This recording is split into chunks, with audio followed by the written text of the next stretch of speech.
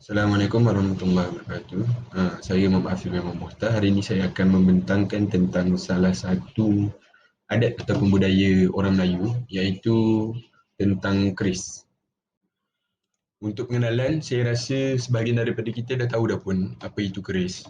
Keris ni merupakan satu senjata tikam yang bermata dua berasal daripada Pulau Jawa dan memiliki ragam fungsi budaya yang dikenali di kawasan Nusantara dan Asia Tenggara. Contoh-contoh negara dia adalah Selatan Filipina, Malaysia, Indonesia, Brunei dan Thailand. Okey.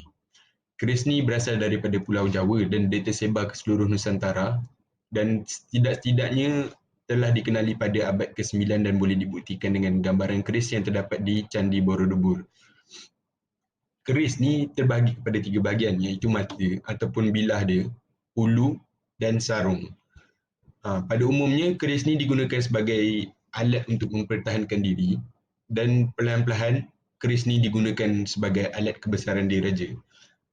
Contoh keris yang terkenal adalah keris Taming Sari, iaitu milik seorang pahlawan Melayu, Hang Tuah. Saya rasa kita akan teruskan dengan etimologi. Bahagian etimologi. Jadi perkataan keris ni dia berasal daripada gabungan dua perkataan daripada bahasa Jawa kuno, iaitu melungkir bermaksud berkelup dan perkataan ngiris bermaksud menghiris. Hasil gabungan dua perkataan ni jadilah keris yang bermaksud benda yang berkeluk-keluk dan boleh menghiris.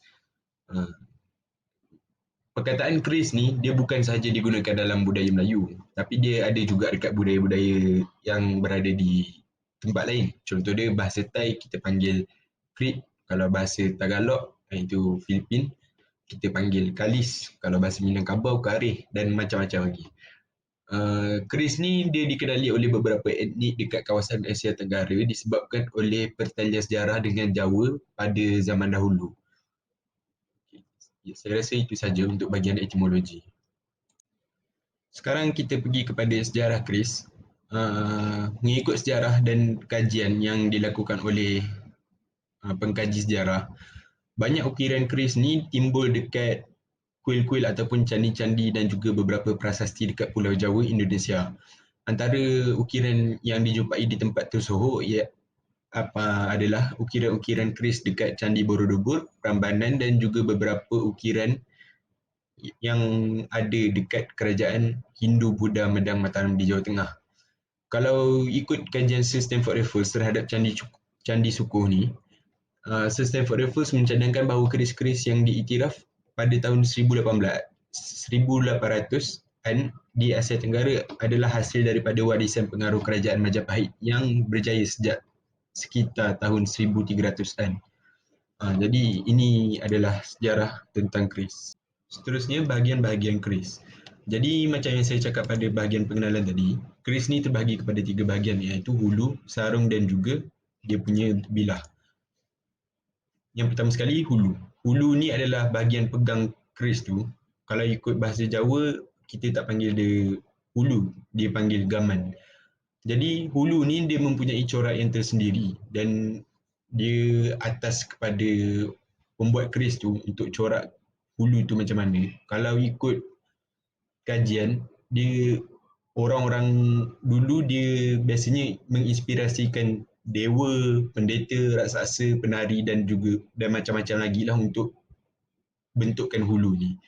Seterusnya sarung. Sarung ni adalah komponen yang penting lah dalam keris sebab dia adalah tempat kita simpan keris tu. Kalau ikut kajian juga, sarung ni mempunyai fungsi-fungsi tertentu yang lain. Dia bukan sahaja sekadar sarung. Kalau sarung ni diperbuat daripada pelbagai jenis kayu. Boleh jadi kayu jati, cendana, timoho dan juga kemuning. Dan bahagian terakhir sekali adalah bilah. Bilah ni ditempa daripada besi ataupun logam untuk menjadikan senjata yang tajam. Macam saya cakap pada bahagian pengenalan tadi, keris ni dia mempunyai 2 mata, maksudnya kedua-dua bahagian keris tu boleh memotong. Dan juga keris ni kalau yang macam kita tengok dekat gambar rajah ni, hujung dia tu tajam. So keris ni boleh juga digunakan untuk menikam. Okey, sekarang pembuatan keris. Jadi untuk buat keris ni, kita perlukan beberapa bahan lah. Apa yang saya perasan daripada pelbagai jenis bahan ni, saya boleh cakap ini mungkin cara orang dulu buat keris lah. Jadi antara bahan-bahan yang diperlukan untuk membuat keris adalah besi pama, ekor buaya, jabung, kaki maha, kayu pelet, kupu-kupu dan juga malau. Jadi untuk tahu setiap satu barang ni, saya rasa tak sempat untuk saya ceritakan setiap satu fungsi barang ni dalam pembuatan keris. Tapi ini adalah barang-barang yang diperlukan untuk membuat keris. Okay, saya rasa sampai sini saja pembentangan saya tentang salah satu adat ataupun budaya orang Melayu iaitu keris. Kepada yang mendengar dan menonton sehingga habis, saya ucapkan terima kasih. Sekian.